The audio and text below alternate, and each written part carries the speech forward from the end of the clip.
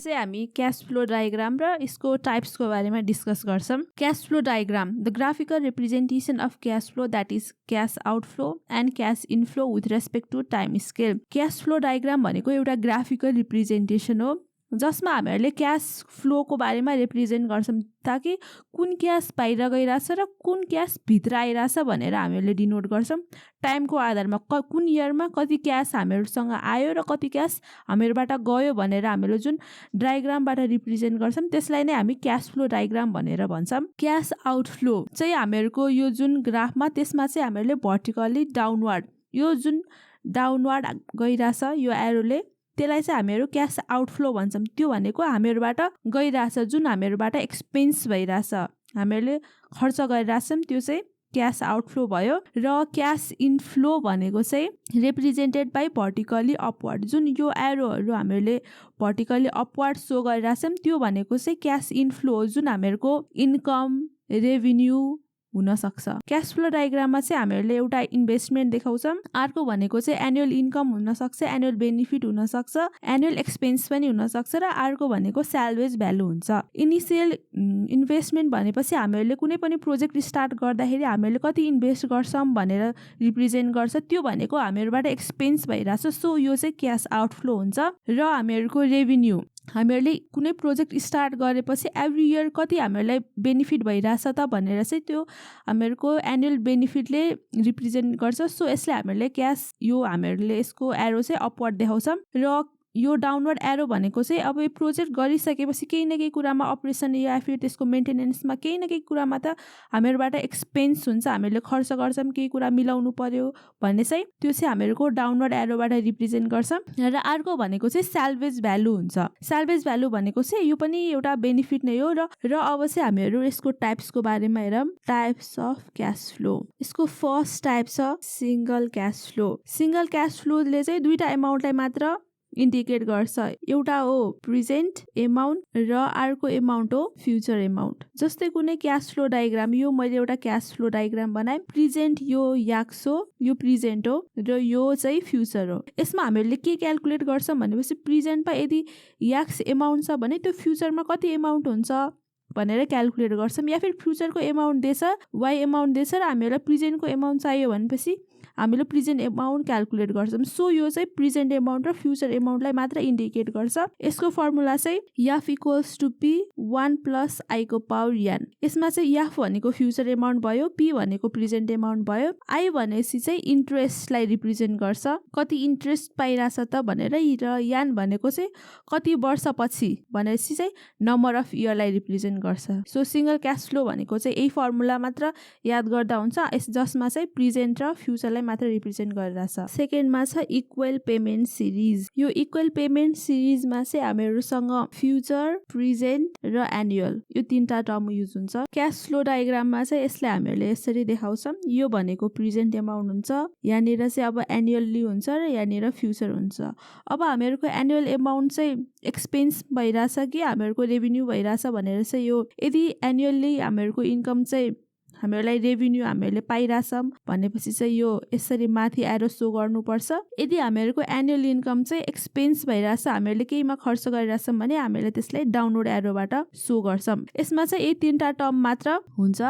So यसको formula चाहिँ फ्युचरबाट future equals to A 1 plus I को power N minus 1 by I, र यदि प्रेजेन्टको टर्मबाट हेर्ने भने present equals to A 1 plus I को power N minus 1 I 1 plus I को पावर एन। यदि यसमा चाहिँ इक्वल पेमेन्ट सिरिजमा चाहिँ फ्युचर, प्रेजेन्ट र एनुअल मात्र रिप्रेजेन्ट हुन्छ र यसको फर्मुला चाहिँ यही दुईटा हुन्छ। यही दुईटाबाट यदि हामीलाई फ्युचर दिएछ, फ्युचर एमाउन्ट दिएछ, यदि मैले एनुअली कति पैसा जम्मा गरेपछि मेरो फ्युचरमा 1 लाख रुपियाँ हुन्छ त भनेपछि चाहिँ हामीले यो एनुअल निकाल्नुपर्छ र फ्युचर एमाउन्ट हामीलाई दिएकै हुन्छ। यसरी चाहिँ हामीले यो क्याल्कुलेट गर्छौँ। सेकेन्डमा चाहिँ प्रेजेन्ट र एनुअलको रिलेसन सो गरेर हुन्छ कि प्रेजेन्ट एमाउन्ट यति छ र त्यो एनुअली कति हुन्छ भनेर चाहिँ क्वेसनमा त्यसरी दिएको हुन्छ र हामीहरूले क्याल्कुलेट गर्छौँ। र थर्ड मेथड छ लिनियर ग्रेडियन्ट सिरिज। यो चाहिँ it is series of cash flow that may vary with constant increase or decrease. So linear gradient series भनेको चाहिँ यो पनि एउटा सिरिज अफ क्याश फ्लो जुन चाहिँ एउटा कन्स्टेन्ट एमाउन्टले भ्यारी गर्दै जान्छ, त्यो इन्क्रिजिङ एमाउन्ट पनि हुनसक्छ, डिक्रिजिङ एमाउन्ट पनि हुनसक्छ। जस्तै इक्जाम्पलको लागि चाहिँ यो एउटा क्यास फ्लो डायग्राम भयो। यसमा चाहिँ हामीले लिनियर ग्रेडियन्ट सिरिजलाई चाहिँ कसरी रिप्रेजेन्ट गर्छौँ भनेपछि चाहिँ मैले चाहिँ मन्थली 2000 रुपियाँ डिपोजिट गर्छु भन्ने सोचेछु आफ्नो फ्युचरको लागि। यसमा चाहिँ अब 0 1 2 3 4 यो चाहिँ 4th इयरसम्मको लागि इक्जाम्पल लिम। जस्तै मैले फर्स्ट 0 इयरमा स्टार्टिङमा चाहिँ मैले 2000 रुपियाँ नै डिपोजिट गरेँ, तर म जब फर्स्ट इयरमा जान्छु मेरो 2000 रुपियाँ र मैले अझै एक्स्ट्रा 100 रुपियाँ पनि डिपोजिट गर्नु पर्यो, र जब फेरि म सेकेन्ड इयरमा पुग्छु मैले 2000 रुपियाँ र 100 भनेपछि अब फेरि 200 अरू पनि डिपोजिट गर्नु पर्यो। यसमा चाहिँ के भन्न खोजेको मैले भनेपछि चाहिँ एभ्री इयर 2000 रुपियाँ त मैले डिपोजिट गरिरहेको छु र सँगसँगै त्यही अनुसार कुनै एउटा फिक्स्ड एमाउन्टले पनि इन्क्रिज हुँदै जान्छ। जस्तै मैले 100 लाई जी माने भनेपछि फर्स्ट इयरमा मैले जी एमाउन्ट डिपोजिट गरेँ 2000 सँगै, र सेकेन्ड इयरमा गएपछि मैले 2G एमाउन्ट पनि डिपोजिट गर्छु, र थर्ड इयरमा गएपछि 3G हुन्छ, जो इन्क्रिज हुँदै जान्छ। अब 100 को 200 हुन्छ, 200 बाट 300 हुन्छ, 300 बाट 400, सँगसँगै कुनै एउटा फिक्स एमाउन्टले डिपोजिट गर्ने 2000 रुपियाँमा मैले अरू एक्स्ट्रा पनि डिपोजिट गर्नुपर्छ भनेर चाहिँ लिनियर ग्रेडियन्ट सिरिजले बुझिन्छ। यसको फर्मुला चाहिँ फ्युचर, प्रेजेन्ट र एनुअलको टर्ममा हुन्छ। फ्युचरको फर्मुला चाहिँ F equals to G/I 1 plus I को power n minus 1 by I हुन्छ।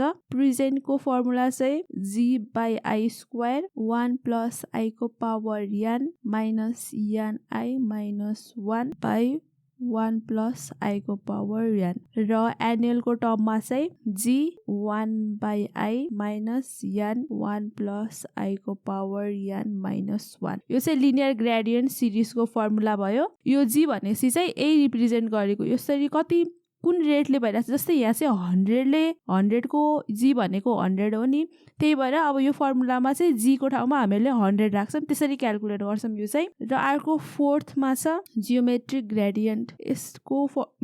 यसलाई डिफाइन गर्दाखेरि चाहिँ it is a series of cash flow that may vary with constant rate. Geometric gradient सिरिजमा चाहिँ अब यो चाहिँ एभ्री इयर कुनै कन्स्ट्यान्ट रेटले इन्क्रिज हुँदै जान्छ, इन्क्रिज पनि हुनसक्छ, डिक्रिज पनि हुँदै जान्छ।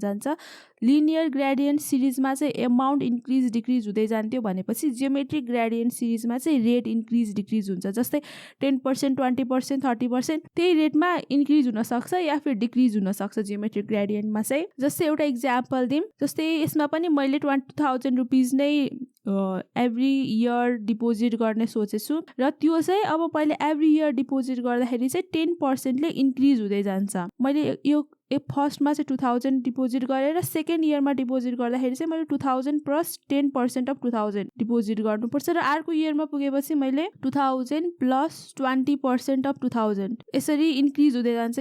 यो रेटले इन्क्रिज हुँदै जान्छ यसमा चाहिँ। सो यसको फर्मुला चाहिँ इन्क्रिजिङ सिरिज र डिक्रिजिङ सिरिज भएकाले यसको चाहिँ इन्क्रिजिङको लागि एउटा फर्मुला र डिक्रिजिङको लागि एउटा फर्मुला छ। So for increasing series P equals to A by I minus G 1 minus G I को पावर n, र फर डिक्रिजिङ सिरिजको लागि P equals to A I plus J 1 minus 1 minus G 1 plus I को power n। यो चाहिँ geometric gradient सिरिजको भयो। ल हाम्रो लास्ट मेथड छ अनइक्वल पेमेन्ट सिरिज। अब अनइक्वल भन्ने सुन्ने बित्तिकै त यो कुनै कन्स्ट्यान्टली अब मैले 2000 डिपोजिट गरिरहेको छु भने एभ्री इयर 2000 डिपोजिट त पक्कै पनि गर्दैन। यदि यहाँ अनइक्वल भनिसकेछ भनेपछि यसमा चाहिँ हामीले जुन एमाउन्ट पनि डिपोजिट गर्न सक्यौँ।